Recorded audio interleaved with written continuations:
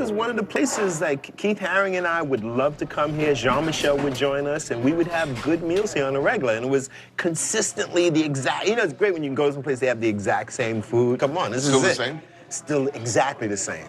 That's encouraging. Which is great, it's great.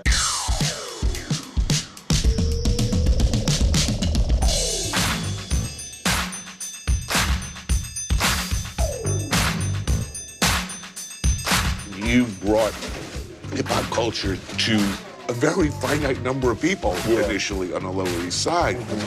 Totally changed the world.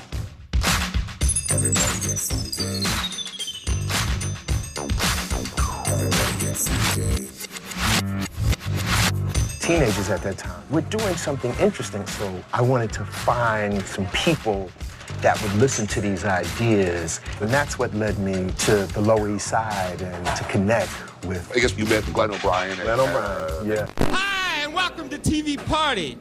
Fred, why don't you tell us a little bit about what the Holy Land looks like? I want you to know that I've been to the Holy Land, and the Holy Land is so funky. It's funky, brother. It's funky.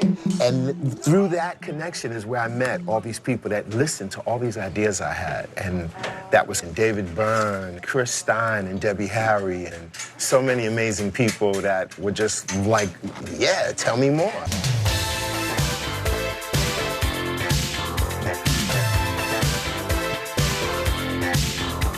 What I think is under-celebrated about you guys in particular was your kindness. You were famously really, really supportive of the people you came up with, your contemporaries and people around you who weren't doing as well. You know, let each other sleep. Well, there was nothing at stake. There was nothing at stake. I just think a lot of people had low expectations. You didn't. I mean, you had a plan. Well, no, if we had a plan, we would have made more money and not got so completely over by the industry, as it were. We had a plan to survive. Yeah, I mean, we had a plan to keep going doggedly.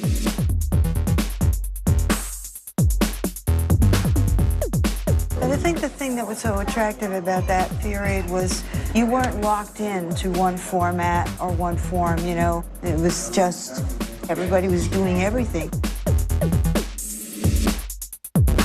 You introduced the entirely revolutionary notion that street art was, in fact, really art. The painting that we did on the street was coming from a place that pop art came from as well, like popular culture, magazines, advertising, comics. And so some of the first people to buy paintings from me and Jean-Michel was Chris and Debbie from Blondie. And then they also commissioned me, Lee Quinones, and Jean-Michel to do sets and art and participate in their music videos, some of the very first.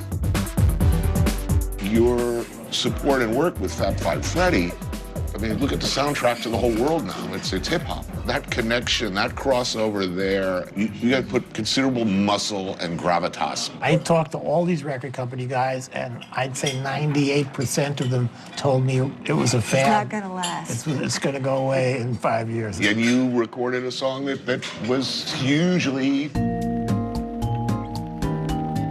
Well, I will say, you know, like, I'm very proud of the fact that, you know, we created a format that didn't exist in rap until then, and that is that we wrote a song that had a rap in it. Yeah, those guys were sampling still. The rapping was all just scratching and sampling, so we, you know, made it viably commercial. And then, you know, yet another earth-shattering event, a Wild Stop. I had an idea that we could make a movie and show that this rapping, this dancing, and this DJing was one thing. So I was on a trip to Germany not long after the film had aired, and I see these kids breakdancing. I'm like, what the hell's going on?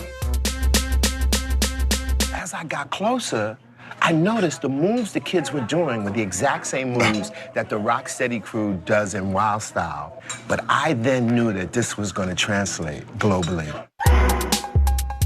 I remember that film opening, and that was a nuclear bomb. And it ended up being like the second highest grossing. Second to Terms of Endearment, which not many people think about now, but yeah. And We that did film, well. You got to love that moment of corporate terror in the film industry when people are looking at the weekend grosses and it's like, what's this? Who is this audience that did not appear in our metrics? No, it was a great experience.